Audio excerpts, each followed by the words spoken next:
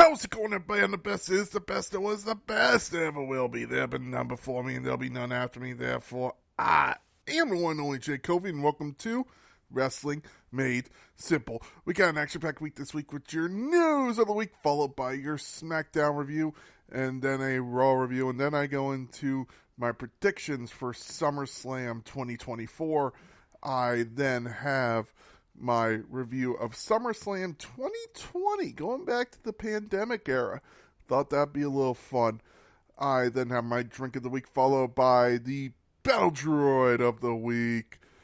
Let's get into news this week, though, as congratulations to Ronda Rousey, as her and her husband are expecting their second child. Congratulations to them. That is an awesome news to be shared. And also congratulations to Blair Davenport, who got married this week. Awesome shout out to her and her new husband. And finally, in the last story this week, a WWE Hall of Famer has left WWE. Apparently, as WWE Hall of Famer Beth Phoenix has finished her contract with WWE. She has not re-signed.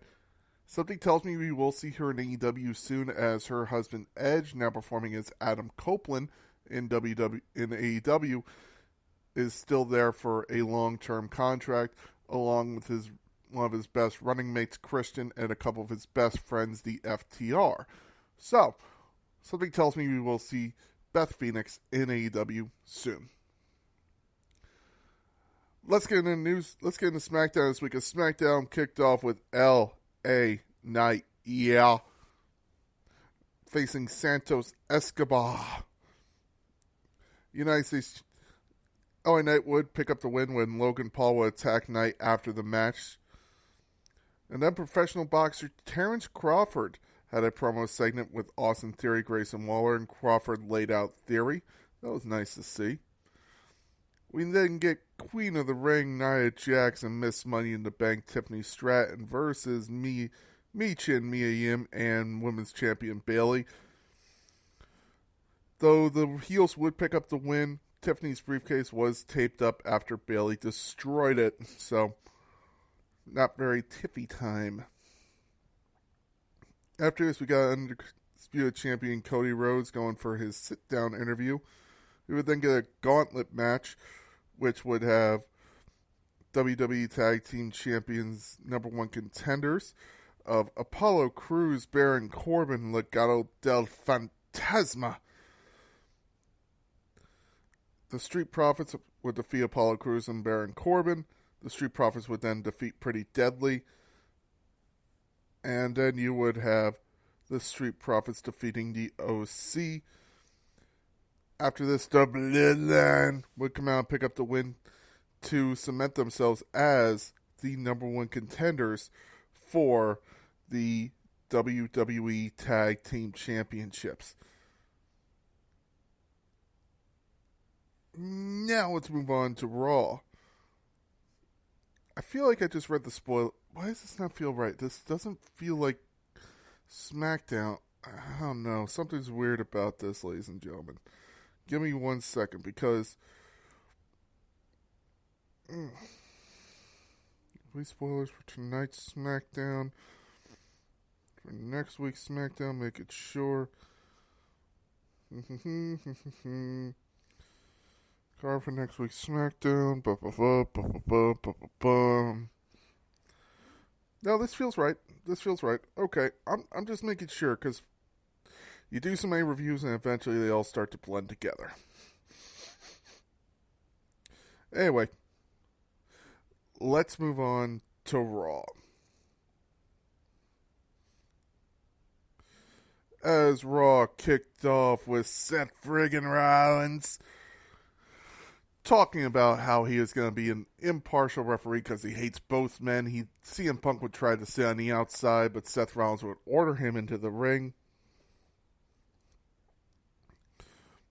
McIntyre would held up Punk's bracelet, and the two would have a face-off. They stared each other down as Seth stood in the background. Apparently, people were pissed off. One reporter in particular is pissed off with this, and I will get into that in my Battle Droid of the Week. It is then revealed that someone trashed the Judgment Day's clubhouse. The Creed brothers would then defeat Otis and Akira Tozawa in an okay tag team match. Nothing really to write home about. Chad Gable would then put Otis in the ankle lock, and the Wyatt Six would come out, the Creed brothers, and would take out the Creed brothers while Gable ran away. It is then revealed that next week we will have the Creed brothers versus Eric Rowan and I believe it's Eric Rowan and Dexter Lumis. Eric Rowan and Dexter Lumis. So Chad Gable and the Creed brothers will face Eric Rowan, Dexter Lumis, and Chad and Joe Gacy. They also looked really cool without their masks, so they've done a great job of progressing these characters. We then get Big Bronson Reed defeating Sheamus after Pete Dunne would interfere and hit Sheamus with a shillelagh. I don't know if this is going to lead to a SummerSlam feud, but it's definitely going to lead to something after SummerSlam. We then get Jey Uso and Carlito. In a nice little match, Jey Uso would pick up the win over Carlito to avenge his beatdown from last week. Sonya Deville and Shayna Baszler and Zoe Starks would brutally assault Zelina Vega backstage. Then The Miz would be announced as the host for SummerSlam 2024. Very happy to see that. I really am looking forward to this year's SummerSlam. I just wish there was a tag team match on the card. We then get Karrion Kross destroying Xavier Woods, kind of really, hopefully putting an end to this feud and letting Karrion Kross move on to something else. I really hope that Karrion Kross can move into like a title picture, not just a guy with a group.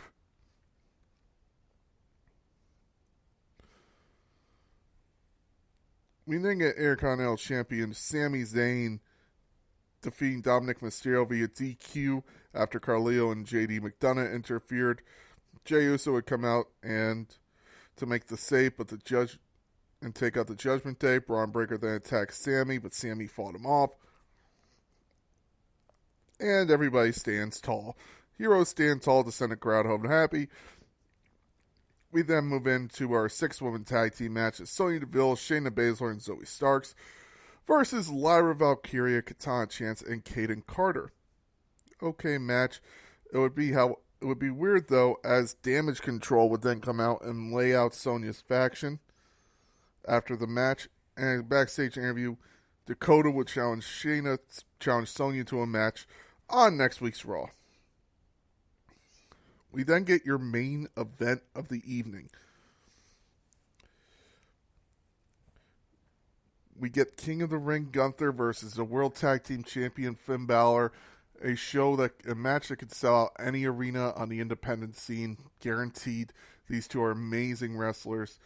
You would have Finn Balor pass out in Gunther's sleeper hold, which led to Damian Priest running out to make the save and beat the crap out of the Ring General. I can't believe Russell actually wrote that. Beat the crap out of the Ring General. It's actually very funny reading that one.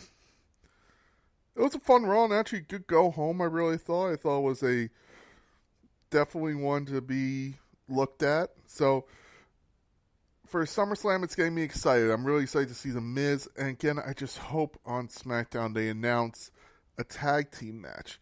That's what I want to see. I want to see a tag team match.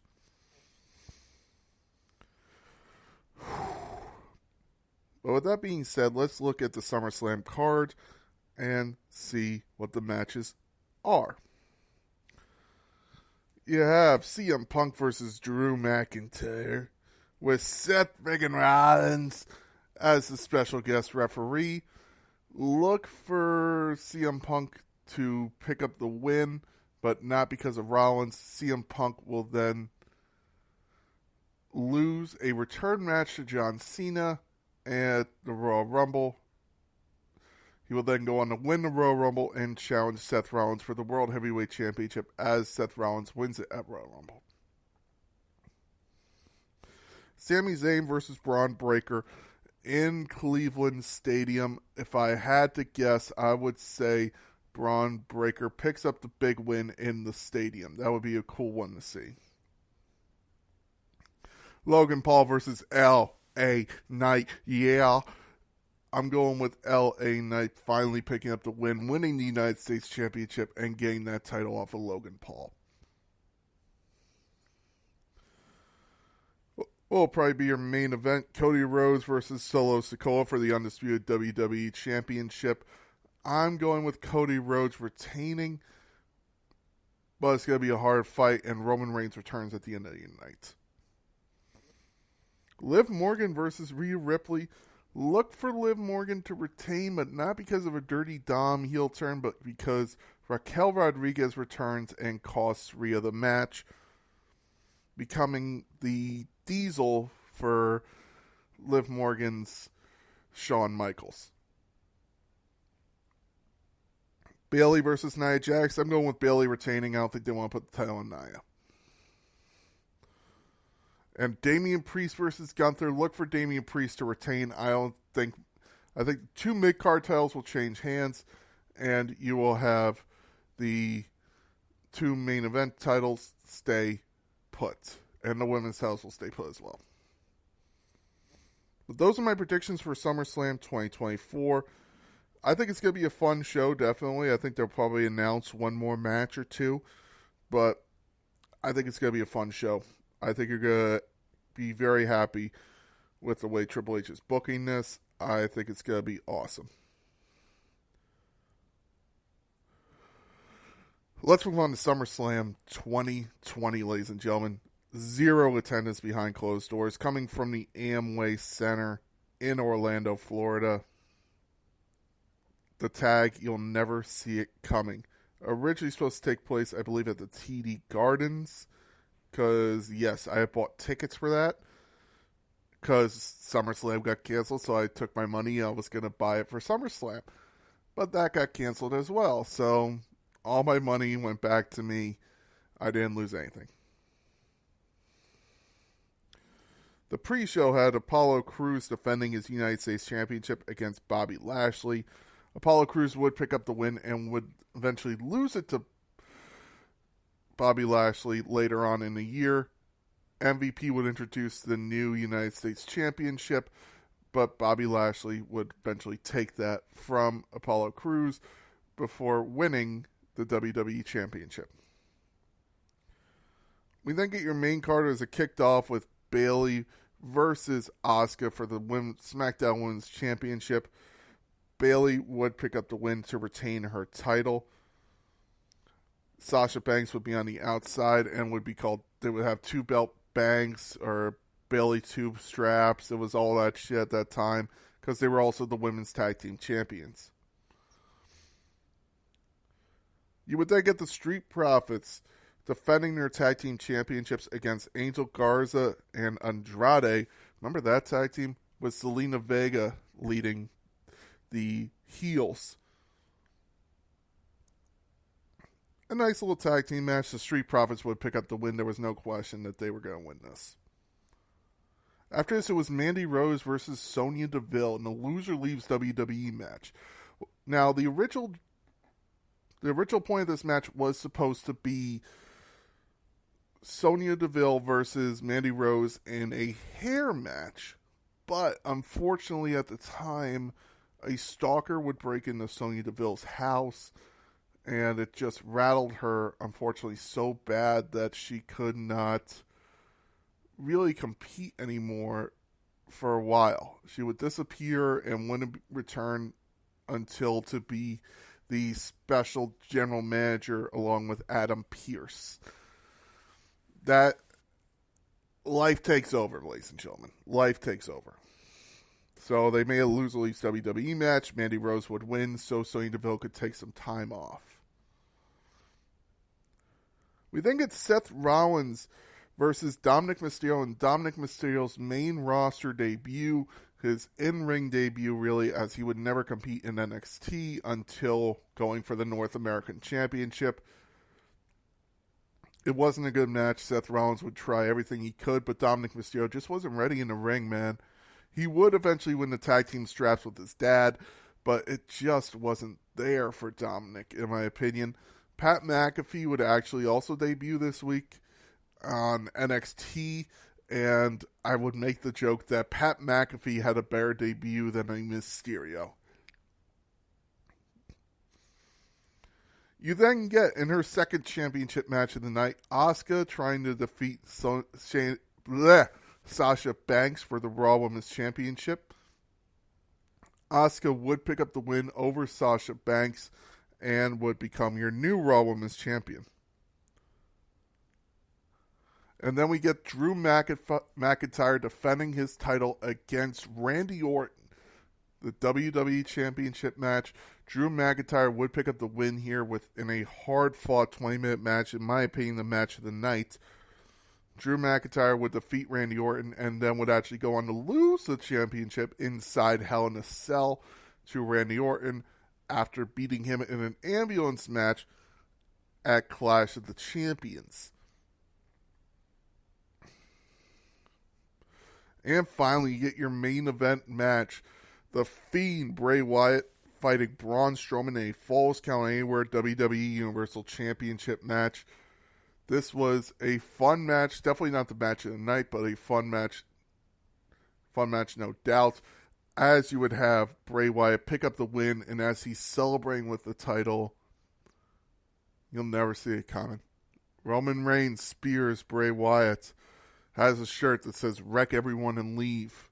The next week, as they're building to the pay-per-view Payback, Roman Reigns signs a contract for the triple threat match and says, as long as there is, and says, I'm going to win my Universal Championship that I've never lost, wreck everyone and leave. And that's not a prediction. That's a spoiler. Camera pans, and you see Paul Heyman sitting with him. This show began the Tribal Chief. The next week, you would have Roman Reigns win the Universal Championship and hold on to that title until WrestleMania 40. This is the show that started it all. It's a fun show nonetheless. It is great to look back on because it truly began an era in WWE that no one saw coming. People thought Roman Reigns might return at SummerSlam, but no one expected him to turn heel. No one expected him to align himself with Paul Heyman. You'll never see it coming. If I had to grade this show, B+. B at its worst, B+ at its best. Whew. I could use a drink. How about a nice, simple Jack and Coke? Easy, simple. Ounce and a half of Jack Daniels in a nice rocks glass. Fill the rest with some ice. Pour in a nice Coke. And then you have a Jack and Coke. Easy, simple, delicious. Please drink responsibly. Do not drink and drive. Do not drink if you're under 21 in the United States. And do not overconsume on alcohol. And now, everybody, it is time for the Battle Droid of the Week. The Battle Droid of the Week this week is Dave Meltzer. Dave Meltzer has truly fallen from grace. In my opinion, he has truly destroyed his amazing qualities that he had as a unbiased, amazing news source. I always liked Dave Meltzer. I thought he was awesome, but now he's just really... First, he attacked Seth Rollins for wearing that crazy shirt. He's Seth fucking Rollins, dude. He always wears that crazy shit. He's always gonna be Seth fucking Rollins. I think it's bullshit for him to attack Seth Rollins here. And then he attacks WWE's medical staff of saying CM Punk's going to have to wrestle a slow-down style because WWE is not as safe as AEW. Listen, people are taking unprotected chair shots. I'm not trying to attack AEW here. I'm not. But all I'm going to say about it is there's a reason why Sting was retired in WWE and he wrestled in AEW. They thought it wasn't safe for him. They were wrong, thankfully. Sting had a great career in AEW. Same with Daniel Bryan, same with Christian. But if you think they aren't as safe in WWE as they are in AEW, I think they're more safe and more worried about everything. CM Punk would have probably came back 3 weeks after his injury. WWE, he didn't. He rested, and he lost WrestleMania because of that. But it was the right call. Dave Meltzer attacking people just because he's not happy with the company itself, because he's become more of the AEW guy. All right.